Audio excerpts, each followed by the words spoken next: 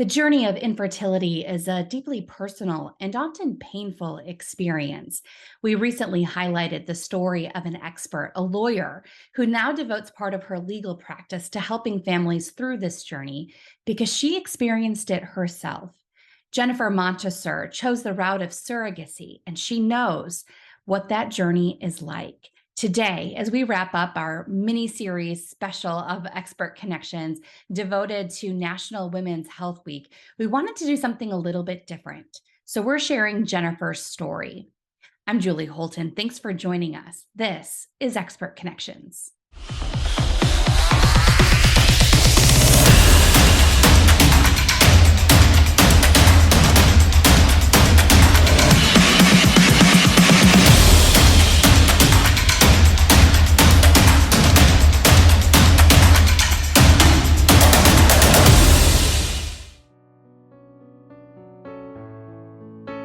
Infertility is tough, and that's probably on a good day, because everybody around you, it seems at the time, can just have a baby and have that baby naturally and just go on with her life. But suddenly I couldn't. And at the time, I didn't know anybody else.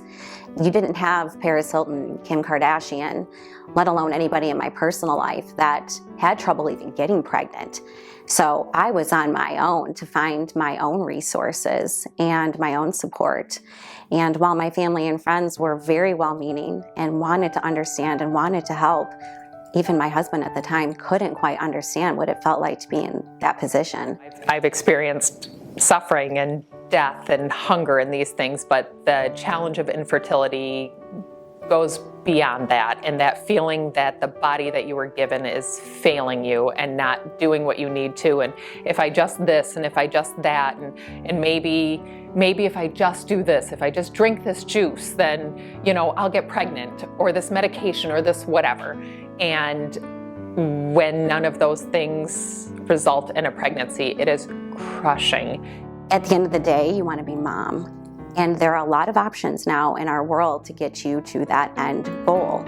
The two options that we found were adoption or surrogacy. So we found adoption agencies and we went to several meetings. Now let's learn about surrogacy. So we went to visit an IVF clinic and met with a doctor and asked the same questions: cost, the process, how does this work?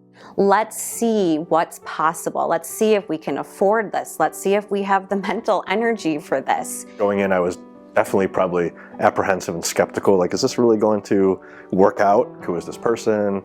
How is this going to work? What if it doesn't? What if something goes wrong? You have all these different questions, and for sure that was one of the biggest fears. I can remember sitting in the doctor's office, and I knew in my gut that's what we needed to do. I still had the ability to biologically contribute to an IVF process. And I think after having lost the ability to carry, that was the next closest thing to having a pregnancy for me. I had kept in close contact with the doctor that delivered my first child. And so him and I had a conversation just to see if he had ever heard of the process, if he knew of anyone that had done it. And he says to me on the phone, this is very rare because in the state of Michigan, you can't pay anybody, so normally you have to have a friend or a family member. And I remember saying to him, it only takes one person. There are 7 billion people in this world, and I just have to get one to say yes. That day we sat down with the lawyer, and she said, I have somebody that's been calling me, and she really wants to help a family have another child. And obviously we were interested, so later that day, I get a phone call from Melissa. I had a friend many years before that had always said she wanted to be a surrogate. It was the first I ever heard of it. I didn't know existed. This was more than 20 years ago, 25 years ago. And then after we had our third kid, I started researching what that meant and what it would be and what it would look like, because I wanted to be able to provide children for somebody that had the same struggles I did and just be able to complete a family, because I knew how much that hurt and how much I wanted it. We met up front with, an attorney that kind of gave us kind of the legal side of it to understand, okay, what are our rights, what are the risks? So that kind of helped to answer those questions, and obviously meeting Melissa and having dinner with her and her husband and understanding why she wanted to do this, all those kind of things, and really getting to know her as a person. I think that made us feel a lot more comfortable. That helped a lot, where we knew, okay, she's really doing this for the right reasons, doesn't have ulterior motives, really wants to do the right thing, really help out a family. That was really comforting, and we got to know her and her family for a while before the process really started. So I think that really helped us have a certain comfort level with the whole process. The day we went for the first ultrasound, they wanted to see that they confirmed that there were 2 heartbeats there. And while we were sitting there waiting for the doctor to come back and talk to us, the nurse had confirmed 2 healthy heartbeats, everything's fine. And it just hit me that I said, your body was designed to carry this type of pregnancy. I don't think my body would have had the ability to do it, to support it. And so it was just an extension of me. And having been, I guess, a part of every step of the process, it literally felt like I was watching myself go through this pregnancy and go through this experience. And having her be so open and so comfortable with, and so sure and clear about what she was doing and why she wanted to do it, and just as passionate as I was, made all the difference in the world. Surrogacy is a very intimate thing. Having children is very intimate, and you're bringing outsiders into your world both ways. So, you now have a pregnancy that 4 people have a pregnancy plus children. It's not just between 2 intimate partners anymore.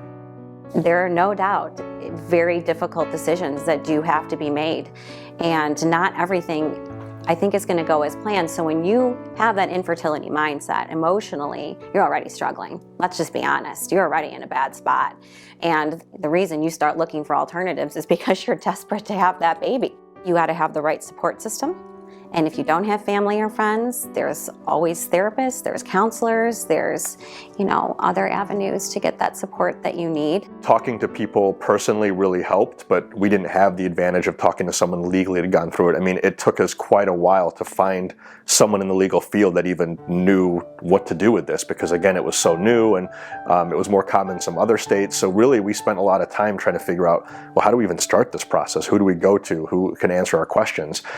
So we got lucky that we happened to find someone that at least had some insight, had some hints, but even that, it wasn't very well publicized. So I think the fact that Jennifer went through it and knows all the ins and outs, and we went through all the legal side of it and the personal side, I think that's huge, because when people need to ask those questions, she's one resource that can answer both sides of it. And I think that's definitely very unique, and I think would make people feel really at ease to have that resource of answers. Surrogacy comes with a lot of challenges. There's a lot of trust issues. There's lots of information gathering and just finding out the right fit for everybody. It's very hard to be pregnant with somebody else's baby and you don't have answers for people, and it's not a typical process that we see every day.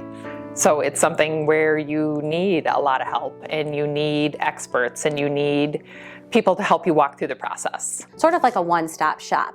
So, someone that is connected with these psychologists who can help, support everybody with counseling, and the right IVF clinic, and have that connection with the nurses and doctors. So I think having the right legal support, the right person to talk to that's well-informed is really important. And then, of course, Melissa and I had each other. And we figured out all the answers together. And I think now the reason why you see us so connected is because that experience, once you go through that with somebody, you can't undo that bond and that connection. To have to, I think, dig deep into places I don't think even though we knew we had, and to figure everything out together. So I was ultimately really lucky to have her, but I had to take support from wherever I could get it, and not be afraid to ask questions, and not be afraid to ask for help. Reaching out for information is the best thing you can possibly do. Nobody regrets getting information. So if it's something you're even thinking about passively, start asking around, start asking questions, start doing research, start thinking about it. It is a big decision, and not one that should be made lightly or quickly. And talking to people and gathering that information is the best thing you could do for you and your family. I can, list a number of the questions I had in my head. Being open and honest is, okay, what about the, what could happen medically? What could go wrong with the whole IVF process when you're transferring embryos, when you're extracting everything? Also, then my biggest fear being open was, okay, if you have this surrogate carrier, what could happen? I mean, could she take the baby? Could she change her mind? How does that work? And those are all the kind of fears that I think it's normal to have and everybody has. But I would say that's no different than going through an adoption process, which is what we thought about initially before we decided to go the IVF and surrogate route. And again, just talking to people, doing your research, I think talking to people that had gone through it like we have, and we talked to some other people that had gone through it, it kind of just puts your mind at ease that, this is a great way to go. People do it all the time, and it can be successful. I did not have a roadmap. I didn't have anybody to look to for how to do it, or if Melissa and I didn't see eye to eye on something, what do you do?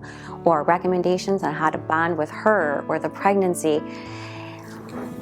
I want to be that light because I felt so alone, and it felt just almost like the air had been cut off in the room because I didn't know what to do. And so I wish I would have had someone that had gone through it or had even understood infertility, really, and what that felt like.